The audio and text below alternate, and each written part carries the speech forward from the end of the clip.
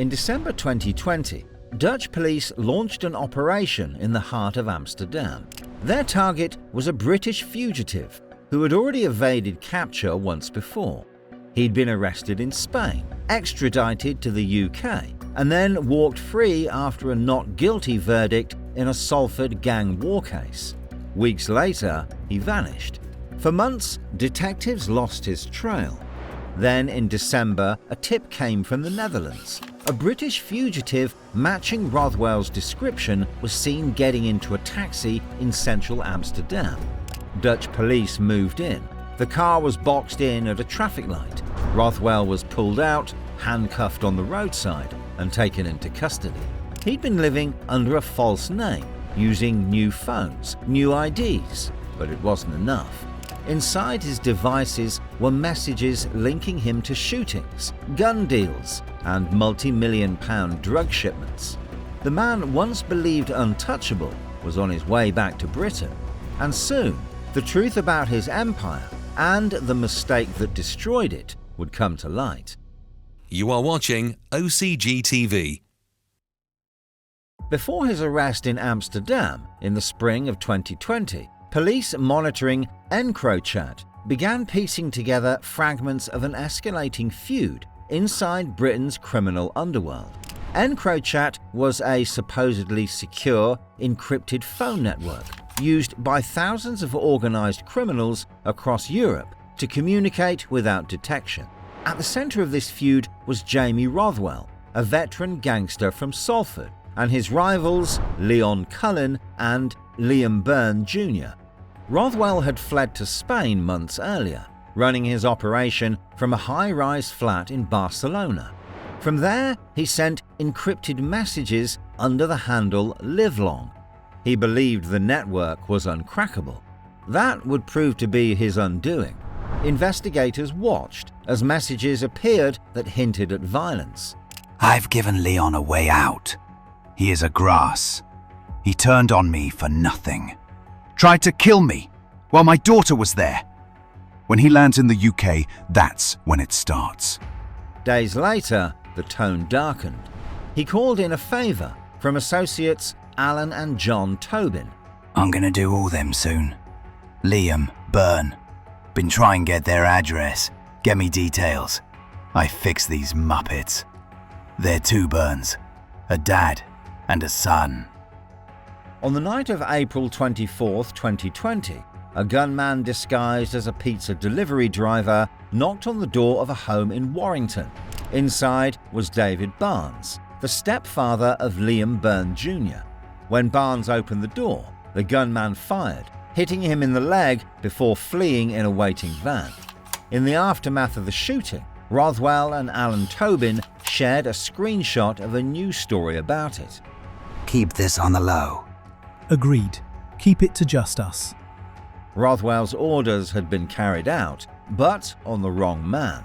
The shooting would become the key event that directed investigators' attention toward him, and every message he sent would pull investigators closer to uncovering the empire he thought was invisible.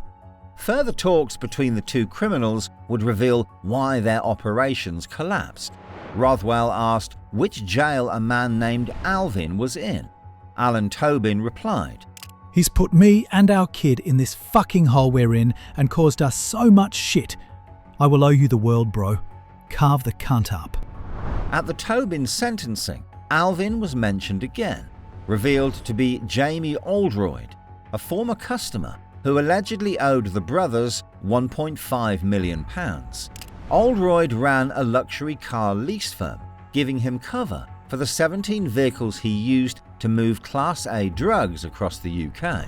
Cheshire police made him a target, leading to the arrest of his associate Jamie Simpson, as he returned from Kent having just collected £20 million worth of cocaine.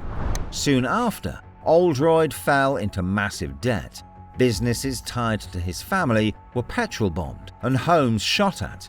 The danger grew so serious that detectives issued Osman warnings, formal notices that life is at imminent risk.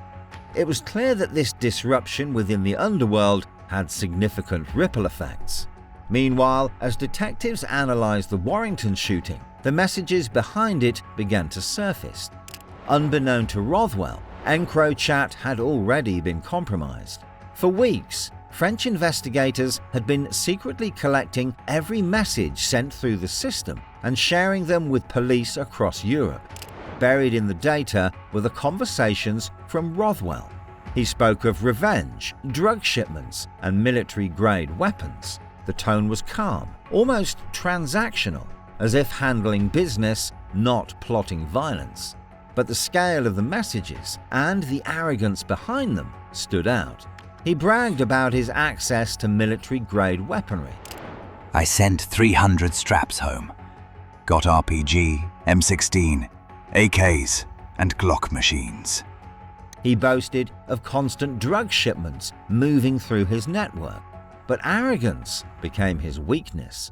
Between messages, Rothwell shared 2 photos, a mirror selfie and a panoramic view from his balcony. For investigators, that was the break they'd been waiting for. They compared the skyline to Google Earth images of Barcelona, matching the pattern of rooftops and coastline. Within hours, they'd found the building.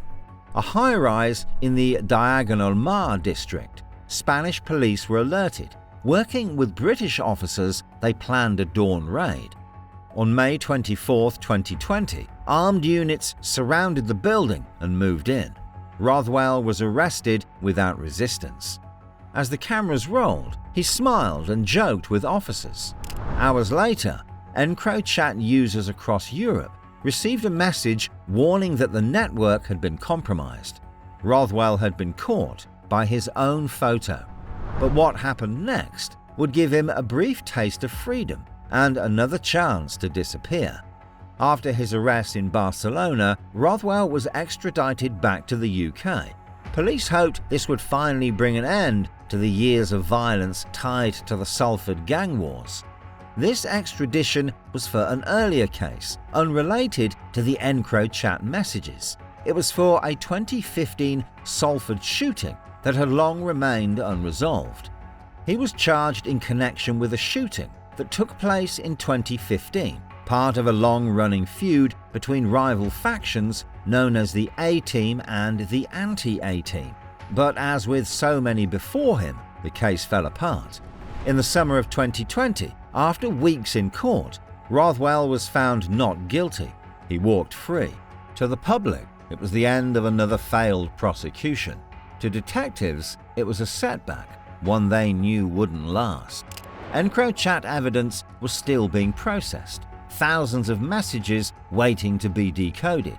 And within those messages, Rothwell's name and actions appeared again and again. Sensing the pressure, Rothwell disappeared. He left the UK within weeks of the verdict, travelling under false names and using new phones. By late 2020, he had resurfaced in the Netherlands, hiding in plain sight. On a cold December evening, a taxi rolled through central Amsterdam. At a red light, unmarked police cars closed in from both sides. Within seconds, armed officers surrounded the vehicle. The passenger was pulled out, handcuffed, and identified as Jamie Rothwell.